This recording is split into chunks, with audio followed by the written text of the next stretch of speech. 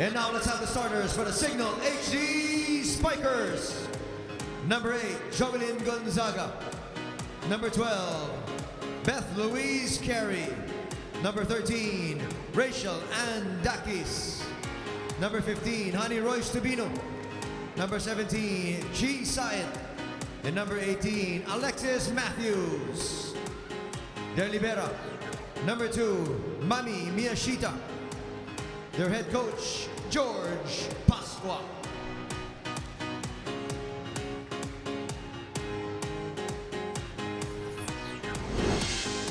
And now, let's welcome the Photon Tornadoes. Number 1, Sara Clisura.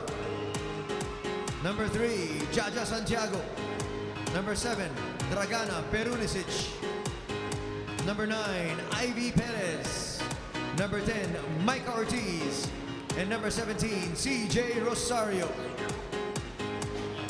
Their Libero. Number 13, Katarina Bukomanovic. Their head coach, Moro Branislav.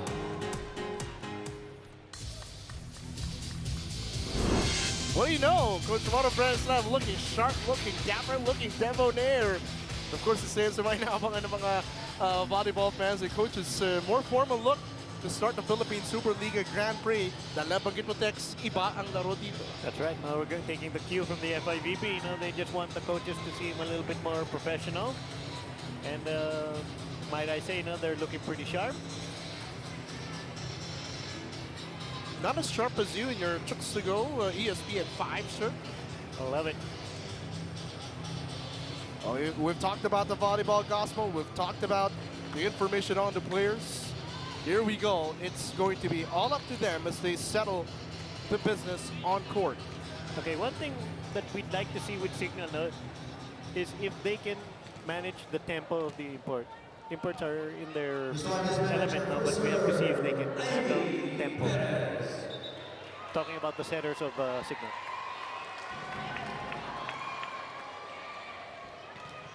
Ivy Perez to serve para sa Photon Tornadoes. And here we go. Targets Rachel or Jovelyn Gonzaga.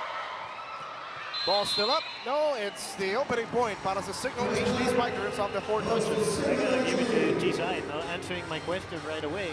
They handle tempo right away. Ganda, tempo 0. Quick attack success. Just have to point out the front row here of Photons, about 20 feet of woman. Oh, that's right. A 6-footer goes to the back row, another 6-footer up to the front row. And don't forget, we have Jaja Santiago up there. CJ Rosario, who's about 6'2". Miyashita, the pass. Tubino, the shot, and the finish.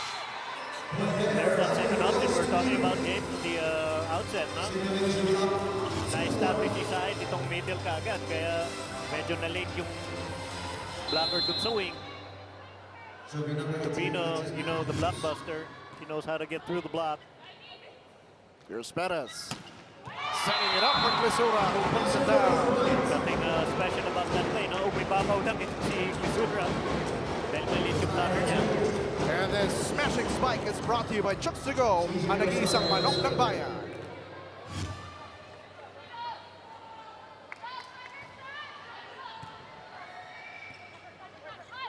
Tubino tries to swipe it away, but that service is going out of bounds. 3-all to open the first set. The blockbuster, Royce Tubino, formerly of Team Army, now serving for the Signal HD Spikers. Perez back set, Jaja Santiago, umibaba, wala. Taki susubok, off the block, pinuhay pa din ni Ivy Perez. Off-speed attack, dug up. The slide, the finish. That's beautiful transition there. You know, the veteran setter there inside. Nakita niya, hindi sa rekonte itong kupunan ng Photon. Went to the back attack. He want to see Micah Ortiz. Or Micah Ortiz, I'm sorry. 4 serving 3. Quick attack of their own, and Micah Ortiz returns the favor. Now that's championship boys. No, okay, kaisahan mo kami, babawi ka agad. That's called discipline on the transition game. And this service brought to you by Chooks to Go, ang nag-iisang manok ng bayan. Jaja Santiago serving. Oh, look at that hit. But that one going out. Just running out of court there down the line. Para sa Signal HD Spikers. MMDA. Yun. Para makita kung gaano kabilis yung mga serve na kanina. At patuloy pa rin ang service aces from Jaja Santiago. I wanna make a little observation. For all you watching out there now, this is called offensive serving. So you are dictating the engagement through the service. You know, defensive serving would be you'd be targeting a certain area para lang limited yung offense na kalaban. This one she's trying to score on the serve. And the offense of Signal HD in shambles so Naman, diba? English were their players and he went Serbian with his... Yan yung pinag-usapan natin na familiarity. Correct. Not just in play, but of course in language. Para sa Photon's reinforcements. Yeah, he has to keep those imports engaged. They have to be running engaged. attack. Okay, I'm gonna have to gig Coach Moro there, not being in defensive pose. Let's look at it again.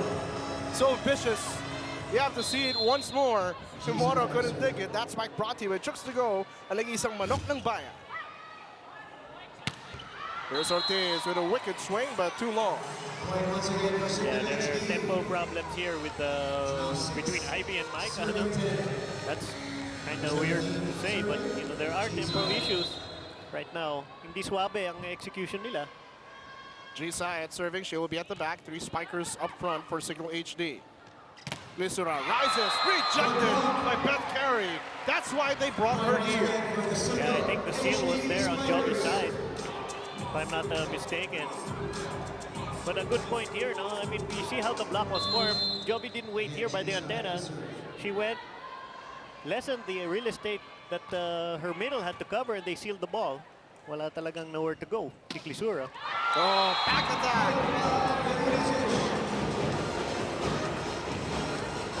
Nice option to find there para sa Photon Tornadoes. Yeah, Bernisic just coming out of the pipe set.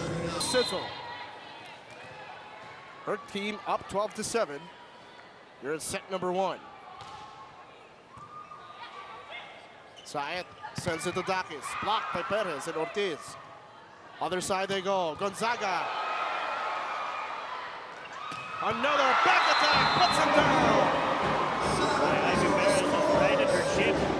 Talagang maganda na yung tempo nila. That is a really high-class tempo set from the back row. And Tex Suter, when you have the hammer, You put it down. That's Mike brought to you by Chooks to Go. Ang nag-iisang manok ng bayan.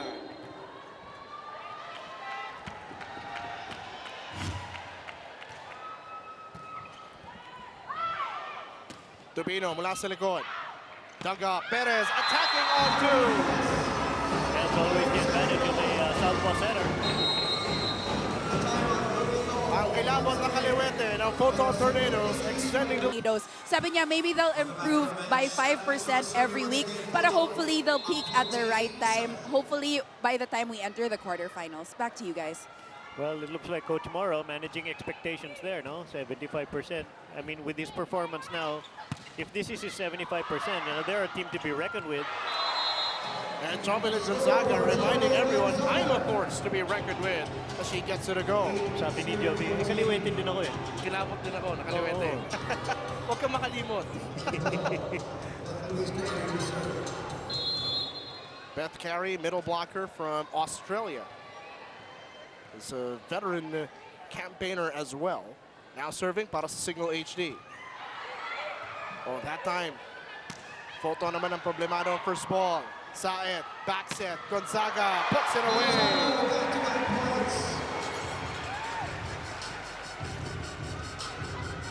A true soldier. Jovelyn Gonzaga, the bionic Ilongga, rises and puts it away. Yep, Jaja shanking that ball. And this service brought to you by Chooks to Go, ang nag-iisang manok ng bayan. Beth Carey is still on deck para sa Signal HD. Unti-unti, umahabol kontra sa Photon Tornadoes. Yep, just you can only score 1 point at a time. Pero Nicic, huli doon ni Alexis Matthews. Jaja mula sa likod. And Jaja will get it to go. All right, make the point something out. Look at Glisura. Her first time in a competition to play with Jaja, recognizing that she's an option from the back row. That's a smart player. Itong recognition of Photon is really looking very professional. Oh, Matthews, huli doon. Great defense by the Photon Tornadoes. CJ Rosario and company take the lead heading to the second technical timeout, 16-9.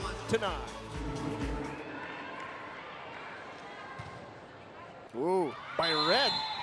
Coach Motor Branislav means the libero of Signal HD. Now, what could that strategy be, Tex? I think he sees that Miyashita's got a little competence issue right now, so attack her. No, it's not being mean, it's just being competitive. Rachel Andakis with this service brought to you by Trips to Go. Nag-isa manok ng bayan. Rachel Andakis, of course, former MVP in the collegiate ranks, former MVP here in the Philippine Superliga. And look at that attack. Some trickery mula sa Photon Tornadoes. That's one of the disadvantages of being so tall. Ito si Matthews, naabot pa niya yung ding na yun. And, you know, and Jack was already zigging. Thanks to her deflection, the ball zagged. So sayang, but you know what? As the middle blocker, it's your job. You gotta put your hands on it. Try to slow it down. Panang Mercado showing us why she's the showstopper. Boom Panang just showing, you know, as she's, you know, getting a little more experience. You know, he would have cranked this ball, but kita niya, line was there. She just went placement. Smart hitting. And the ability to hang for an extra split second. Well, we know what her genes are. I got it from my mama. Another point going to the Photon Tornadoes. There's a violation on the part of Signal HD. Double substitution now. Mylene Pad will be joined by May Makatuno.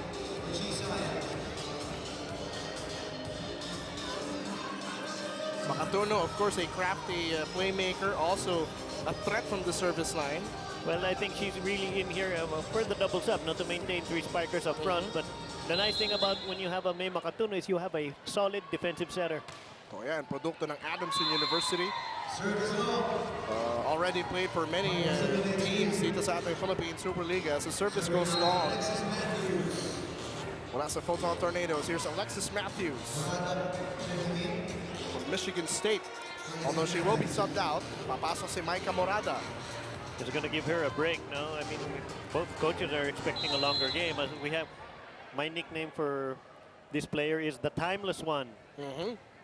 Maika Morada's been doing it for a lot of years. Not that she's getting up in years, but she's just able to play any position that makes her valuable to any team.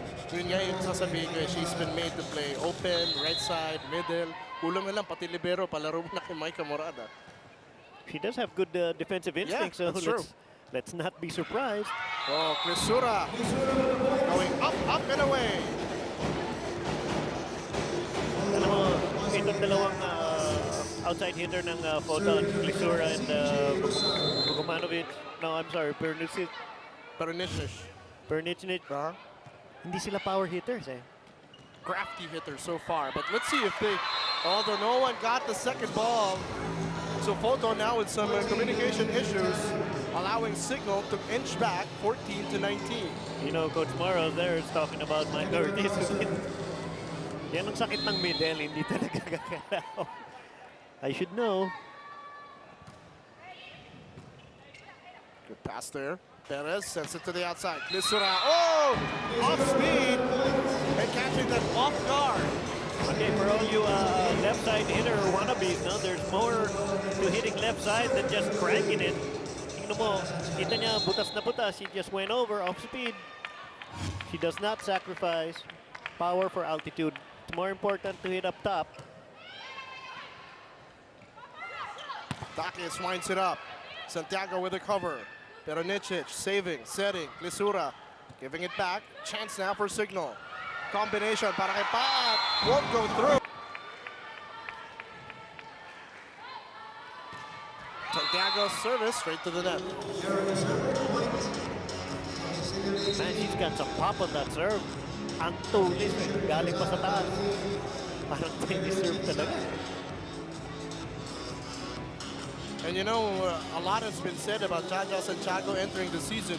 She actually turned down an offer to play elsewhere because, of course, her commitments to her school, National University, and her commitments to Photon. Maybe those chances can come again. The good thing is, Jaja Santiago is still young, and she can still get even better as Ivy Perez gets that one.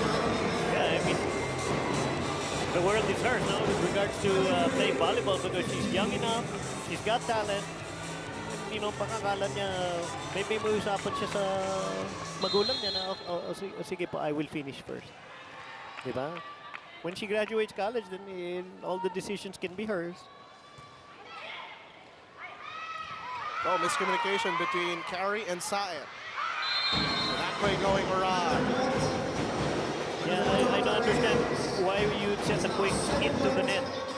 Kailangan straight up. You let your spiker do the work. Put it in the position kung saan pwede niya paluin, gawan niya ng paraan. Huwag mo ilapit sa net because you're playing into the blocker's reach. Tama. Set point. And Perez, ever clutch, ever able, takes the first set para sa Photon Tornadoes. 25-15. A big victory para di sa Photon Tornadoes. Their title defense campaign off to the right track, and set number 2 coming in a moment here on ESPN 5. And as energetic as that Gonzaga's interview, itong Signal HG Spikers want to start set number 2 with a little more energy as they get the opening point thanks to Beth Carey, of course, a fixture of Australia's volley roos since 2009. She's always been willing to play for and ready for the national team. 2-0 start here, set number 2. Bago natin himayin yung nangyayari dito, Dex, your big story and analysis from set number 1. Yeah, it was just all that Photon recognized the situations a lot faster and a lot better. Kaya nga they cashed in all those different points. Yung mga opportunities like Ivy Perez hitting on 2, attacking on 1. Mas ano sila. They were just more cohesive in that set. And Jaja Santiago gets the opening point para di sa Photon in set number 2 with an outside smash. Perez sets, creates, Jaja elevates, detonates for their first point in set number 2. Miyashita saving that one. Chance ball. Perez attacking on 2, won't go. Back set Gonzaga, wild swing. Beth Carey, tip, no. Buhay Babora para sa Signal HD. Gonzaga hahato, huli! Okay, that's great scouting for Photon. Alam nila, killer talaga ng Signal is Jovi Gonzaga in transition. Sara Crisura with that block. Hanging out there waiting for Jovi. Again, the tall ball, tall wall for the Photon Tornadoes. Proving to be a problem in the early part ditong ating second set.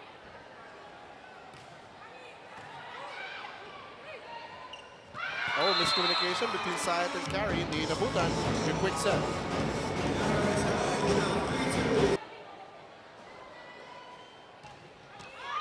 Well, straight to the net that time from Peronicic.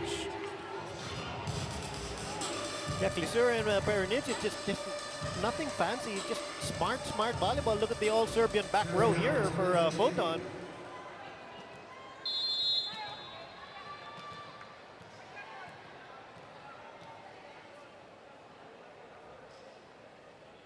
Carey with the service. Straight to Dragana. Jaja powers through, and they say check ball.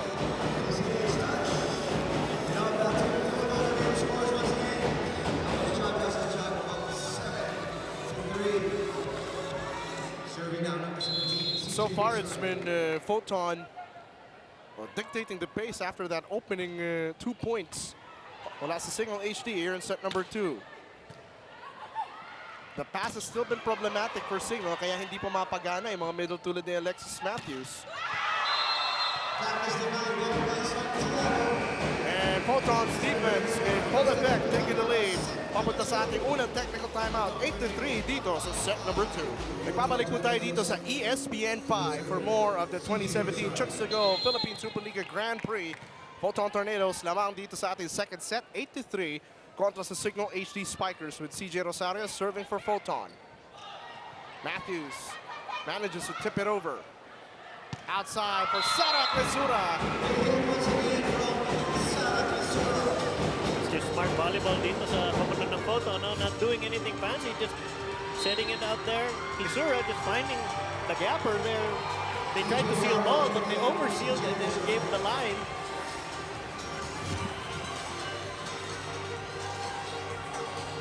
Have a familiar face here in the Photon lineup coming in. EJ Laure, the Lady Tigress, going to do some serving duties. One of the fastest rising stars in Philippine volleyball today. Another genetic. Oo. Kanino kaya galing? Tex, no? Alam ko ano eh. Dating MVP. Versatile big man sa professional basketball. So talk about the passing of the Photon Tornadoes. They've been able to do a lot of that. And EJ Laure being watched, of course, by Mr. Eddie Laure. Speaking of genetic gifts, It's nice to see yung ating mga celebrity athlete parents na nanonood dito sa kanilang mga anak. Santiago, natulungan pa ata na net. Saved by Chisaya. Janela gives it back. Perez looking at her options. Makes a play, but couldn't put it away. pero nice na hindi nakakasawa panoorin itong Photon dahil lagi nag-iiba itong offense nila. There's so many patterns and so many plays being run. Talking about their passing efficiency is really up there no, in the high percentages. Service from Rachel Andakis brought to you by Chooks to Go. Nag-iisang manok ng bayan. See what Signal's trying to do is trying to establish middle, but their passing is not so efficient. So that time, Photon, their first ball non-existent. At yun naman ang gustong gawin dito ni Rachel Andakis. Not just score from the service line, but throw Photon into disarray. Yeah, I would keep that ball away from Bogomanovic because she's been passing really steadily. Pernisic now is the target of the passing.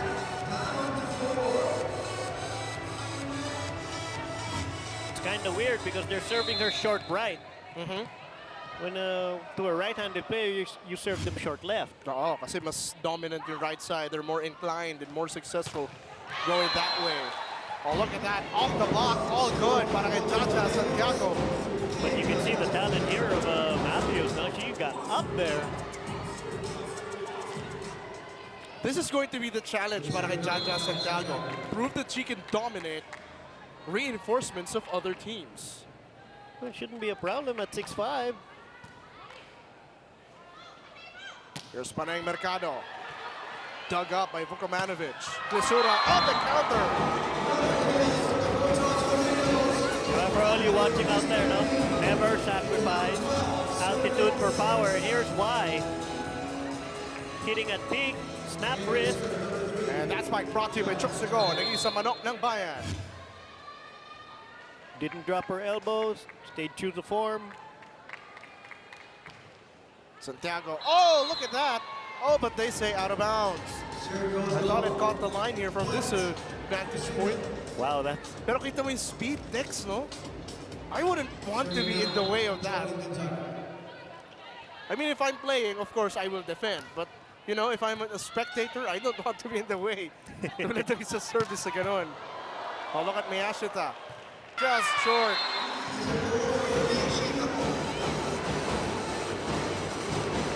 To the outside. Peronicic scores off the block. A 14-8 lead now. Medalist is giving the tip ball of Gislaved, who barely clears the net. CJ Rosario now in the game. You talked about the craftiness itong Serbian imports of the Photon Tornadoes. By craftiness, Tex, what do you mean? Recognition of opportunities, no? They see the defense forming from one side, they'll hit to the other.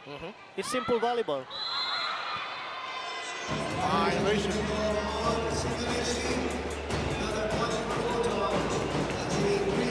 sometimes, Tex, ito yung pinakamalaking challenge para sa mga middles na reinforcements coming to the Philippines to play. Yung kanilang connection, the type of set that they need from their setters.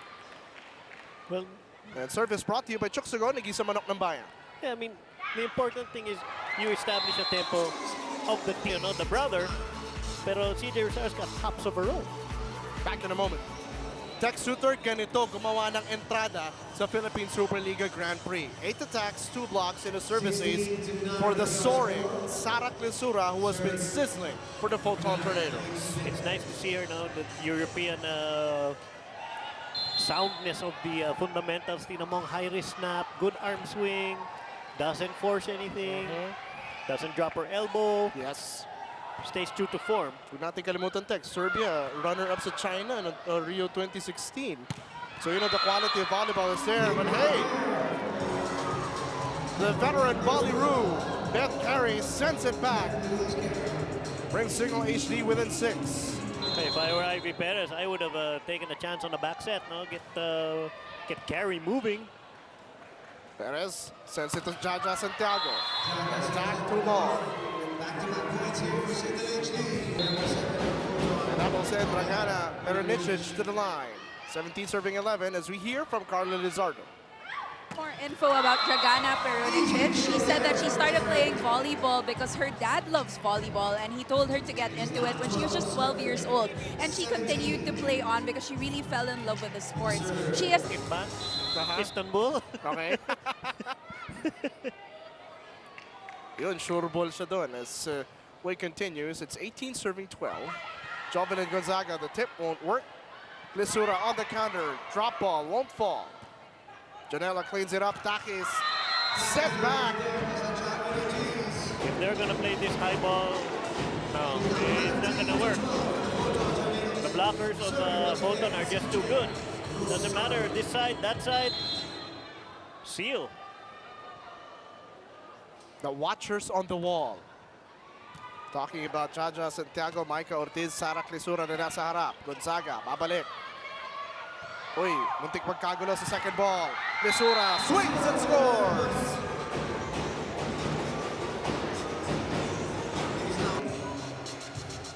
But Photon has been playing and dictating the pace so far after 2 sets. That's right, I mean, they're just playing cleaner ball right now.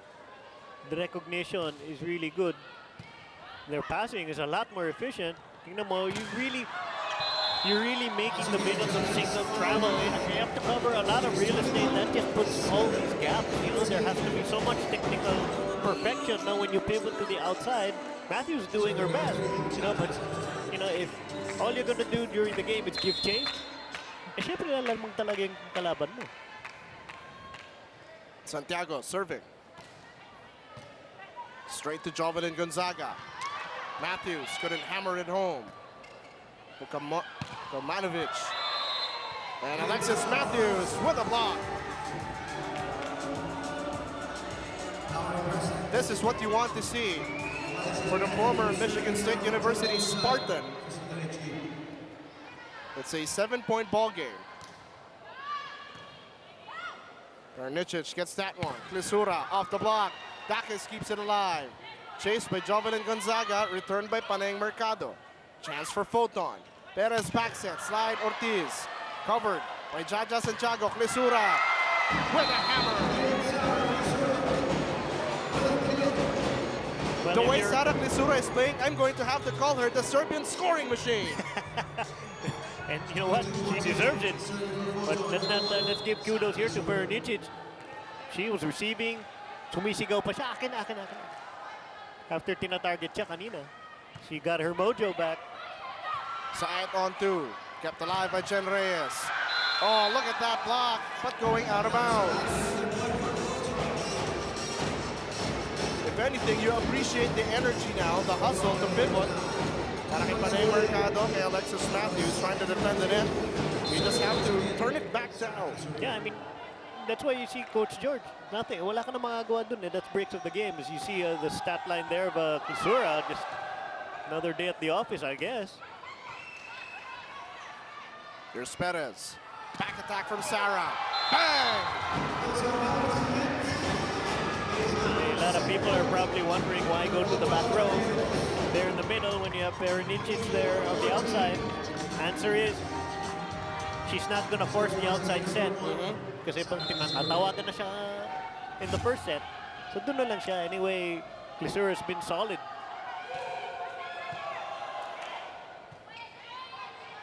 Mercado, dug up by Sarah Clisura. Dragana Peronichich hitting away from the block but sends it out. Yep, overcooking the shoulders there. You incorporate your shoulders with your wrist.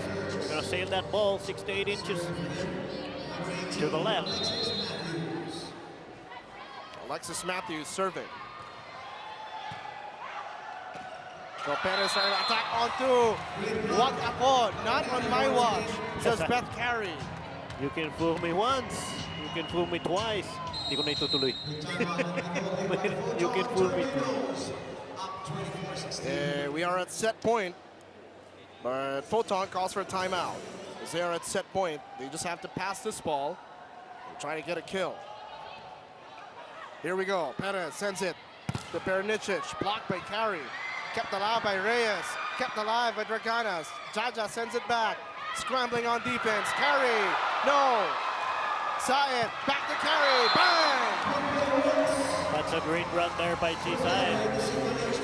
Jen Reyes in the line of fire there. Ganda ng transition ni Carey, no? 2 step back, 2 step forward. Yan ang discipline middle.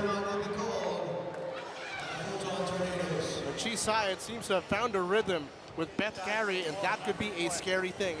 Well, just 1 point away from taking a 2-0 lead for Photon. Well, they have to do better passing the ball and defending because Signal HD wants to make them work towards the latter part of this set. Yeah, what's nice to see is, you know, you see Coach George, happy, his team's playing, they're engaged. Carey again! HD Spikers. It is now 18, serving 24. Glimpses of Signal's potential. 18 serving 24, still at set point. And again, it's all contingent on how they pass that ball. Oh, sharp serve. Peronichich, medyo off-timing yung buwelo. Pagkakataon ulit para sa Signal. Mercado, no. Jaja from the back, couldn't score. Chance for Signal. Carey puts it down. The value of having a middle attack. Kasi off-balance naman itong kapunan ng Photon. Beautiful tempo, nice technique.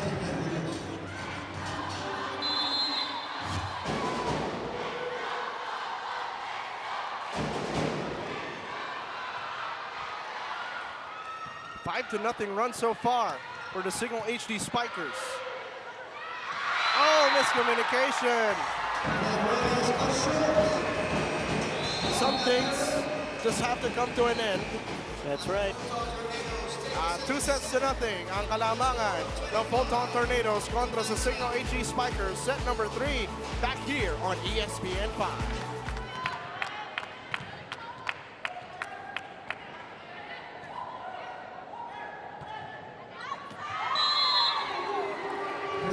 But what's not justifiable is that Signal was catching up, but Photon just able to put the finishing touches thanks to that last error. What was the big story in set number 2? I think the diesel engine of Signal finally getting a little warmed up. No, gumanda yung transition nila because I had a lot of you know, good transition opportunities. Carey getting established in the middle.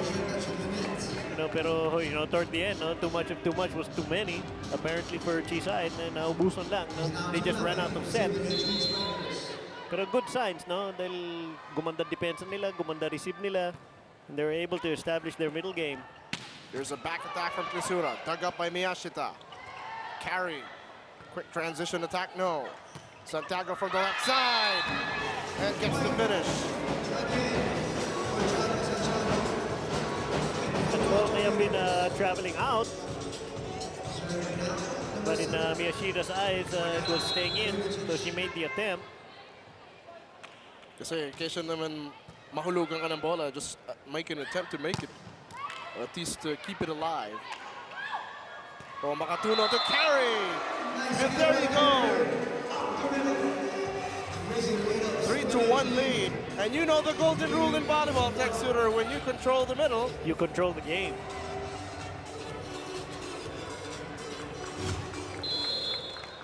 Beth carry serving para sa Signal HD Spikers. They are up 3 serving 1. Well, let's see if Signal can establish Matthews as well. Santiago inabot. Buhay pa bola. Vukomanovic has the set for Sara Clisura. Going long, but too long.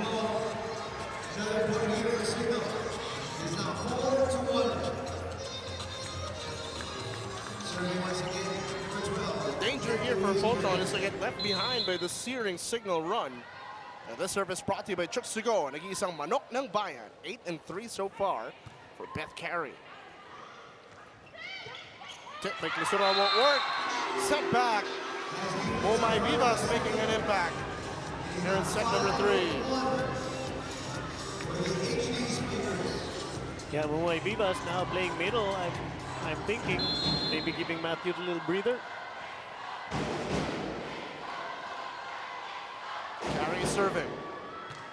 Straight to Perinicic. Chance for Signal. Carey. That swing by Jovelyn Gonzaga will not work. Hirap ng angle of approach from Jovi. The set coming from behind her on her left side. Medyo lumapit pa sa net. You know, pag ganyan, you have to set off the net and let your spiker do the work. Kaya mo siya gumawa ng paraan.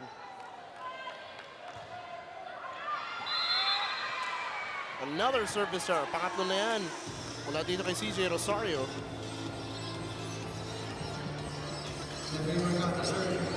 Hindi pwedeng tumirik ang Photon dito sa set number 3, Tex. Hindi sila pwede magbiro dahil Signal, they're getting their act together. Gonzaga puts it down. There, you establish your middle game. Nahuli si Mike Ortiz on the pivot to the outside, giving Jovi single coverage. And look at Jovelyn Gonzaga going up high for the furious finish. This spike brought to you by Chooks to Go. Nag-isang manok ng bayan. Timeout whistled. We'll be back in just a bit. And watching us. Always. Yes, always. Kuya Cesar, Lucky Narte, happy birthday and thanks for watching. Of course, under the leadership of our executive producer, Mr. Koyu Panco, Walter de los Santos, our director, Jela De Jesus, our floor director, Carla Lizardo handling spike zone, our frontliner here in this game. Of course, the rest of the hard-working men and women of ESPN 5. Meanwhile, play continues. Palikan ng bola. Both teams playing tremendous defense. Even at the back, Vukomanovic keeps it alive. Clisura on the counter, no. Makatuno, Vivas, Doug, Perez, back attack, Perinicic puts it down. Wow, what a rally. And look at everybody. They're all smiling and talking about the players on the court. Tech Suitor, the elevation and the exclamation. And that spike brought to you by Chooks to Go. Nag-iisang manok ng bayan. Gonzaga. Overpass there by Jaja Santiago. Janela, babalik kay Jove. Buhay pa rin. Perez sets. Jaja rises. Dug up by Jack Janela. Dakis counter. And Dakis will score. And for the first time in this match, Tech Suitor, Rachel Dakis helping Signal HD take the lead. Heading to the technical timeout. There are Rikers in the Photon Tornadoes. Obviously, Signal HD has turned the page. Yes, they have. Now they've established middle, and now it's getting the coverage they want for Jovi Gonzaga and Rachel Dakis. So with establishment of middle, and thanks to their passing game, of course, now that's how the only way you can run a middle attack, have accurate passing. Photon is now getting caught out of character. Huli ka. Rachel Dakis shutting the door.